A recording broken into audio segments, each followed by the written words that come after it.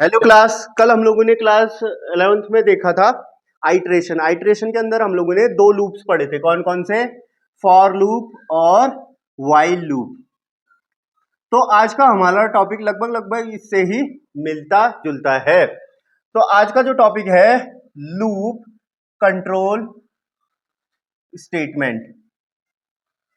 अब लूप को भी कभी कभी क्या है, कंट्रोल करने की जरूरत होती है। तो लूप कंट्रोल स्टेटमेंट हमारे पास वैसे तो तीन होते हैं, ब्रेक, कंटिन्यू और पास, लेकिन हमारे सिलेबस में दो ही हैं। ब्रेक क्या करता है? ब्रेक नाम ही बता रहा है, आप ब्रेक करता होगा, कुछ चीज तोड़ता होगा।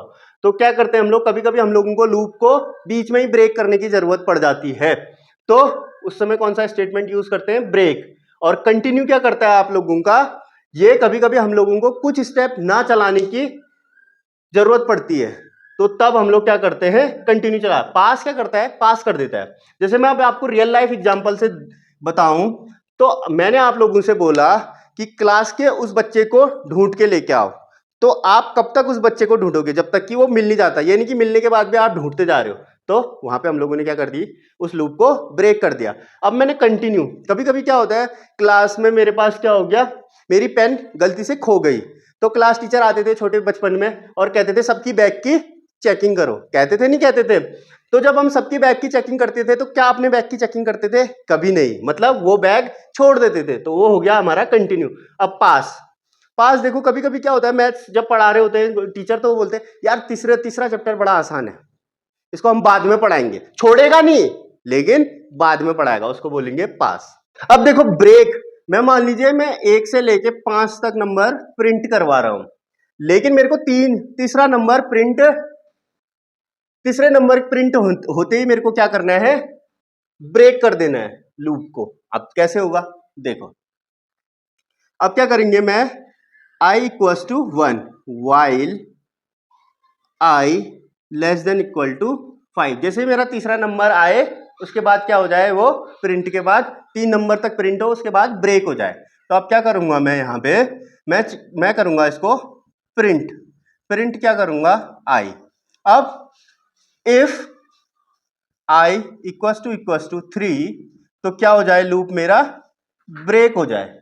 नहीं तो क्या हो, i equal to i plus 1।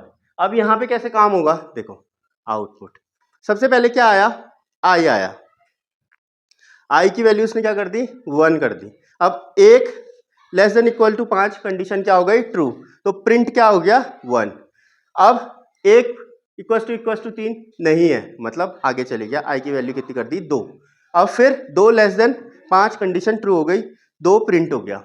उसके बाद 2 इक्वल टू 3, मतलब अभी भी कंडीशन ट्रू नहीं है। फिर i की वैल्यू 3 कर दी, ऊपर गया, 3 less than equal to 5, condition true है, मतलब 3 प्रिंट कर दिया। अब नीचे क्या इसने देखा, इफ i इक्वल टू 3, मतलब 3 के बराबर हो गया। तो यहां पे क्या हो गया, लूप ब्रेक हो गया, यहीं से बाहर आ गया। क्या आप लोगों को ब्रेक समझ में आ गया होगा? अब हम कंटिन्यू देखते हैं। अब कंटिन्यू क्या है? जब हमें पर्टिकुलर कोई स्टेप स्किप करना हो, मेरे को ये स्टेप प्रिंट ही नहीं करना। मान लीजिए मैं 1 से लेके 5 तक नंबर प्रिंट कर रहा हूं, लेकिन मेरे को मन है कि मेरे को तीसरा नंबर प्रिंट ही नहीं करना। मतलब ये इसका आउटपुट ऐसा है 1 2 4 5, मतलब मैं तीसरा नंबर प्रिंट नहीं कर रहा। तो इसमें इस्तेमाल होगा कंटिन्यू। क्या करेंगे हम? i equal to 1 while i less than equal to 5 if i equal to 3, तो क्या हो? कंटिन्यू हो। ठीक, नहीं तो क्या हो? प्रिंट हो जाए i। ठीक, और i equal to i plus 1। अब इसका आउटपुट देखो आप, i की वैल्यू कितनी हो गई? 1। देखो 1 लेस देन इक्वल टू 5, ठीक है, कंडीशन क्या हो गई यहाँ पे? ट्रू। और फिर दोबारा इसने i को चेक किया, i क्या 3 के बराबर है? अभी नहीं है, क्योंकि i 1 है। कंटिन्यू नहीं जाएगा, तो ये सीधे क्या आ जाएगा, यहां आ जाएगा प्रिंट में। प्रिंट क्या कर देगा? 1 की, फिर i की वैल्यू कितनी कर दी? 2। अब 2 दोबारा चेक होगा, less than equal to 5, condition true है, अंदर आएगा, फिर 2 को चेक करेगा, 3 के बराबर है यहाँ पे कंडीशन क्या हो गई, फॉल्स, फिर दोबारा आएगा 2, यहाँ फिर आई की वैल्यू क्या कर दी, 3 कर दी, 3 less than equal to 5, condition क्या हो गई, ट्रू हो गई। और फिर नीचे गया, फिर 3 को चेक किया, यहाँ पे देखो 3 इक्वल टू इसको क्या मिल गया, 3 मिला नहीं मिला, तो इसने क्या कर दिया, इसको कंटिन्यू कर दिया और ये फिर यहां चले गया ऊपर, ठीक। और आई को हमने बढ़ा दिया, फिर यहां पे आएगा 4, यहां पे आएगा 5।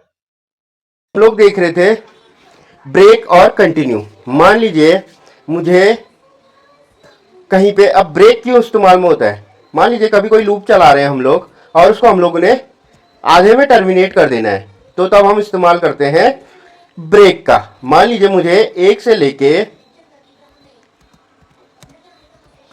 10 तक नंबर प्रिंट करवाना है, लेकिन मेरा 7 के बाद क्या हो जाए, लूप टर्मिनेट हो जाए, तो अब इसको कैसे करेंगे, देखो i इक्वल्स टू 1 वाइल कब तक चले, ये हमारा i less than equal to 10। अब देखो इस पे क्या कर दिया मैंने, प्रिंट कर दिया i को। अब इसके बाद चेक करेगा वो, इफ i इक्वल टू 7 होगा तो क्या कर देगा वो, ब्रेक कर देगा, क्या करेगा, ब्रेक।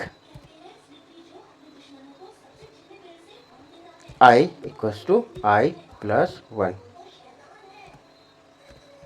देखो 7 होते ही उसने क्या कर दिया, लूप को ब्रेक कर दिया। यहां पे मैंने क्या बोला था, 7 होते ही वो क्या कर दे, लूप को टर्मिनेट कर दे। अब तो हम लोगों ने देखा था थ्योरी क्लास में ब्रेक और कंटिन्यू, इससे पहले आप लोग ब्रेक समझ गए होंगे। अब कंटिन्यू क्या होता है, कंटिन्यू क्या होता है, जब हम लोगों ने कोई पर्टिकुलर स्टेप को स्किप करना होता है। मान लीजिए मैं 1 से लेके 10 तक नंबर प्रिंट कर रहा हूं, लेकिन मुझे 3 नंबर को क्या करना है, स्किप कर देना है, इसको छोड़ देना है। तो अब हम बना के देखते हैं, फॉर आई इन रेंज 1 से शुरू होना है। देखो स्टार्टिंग पॉइंट क्या आएगा इसका, 1 आएगा बेटे, और कहां तक चलना है, 10 तक, मतलब स्टॉप प्लस 1 11 तक जाएगा, और स्टेप क्या रहेगा इसका, 1।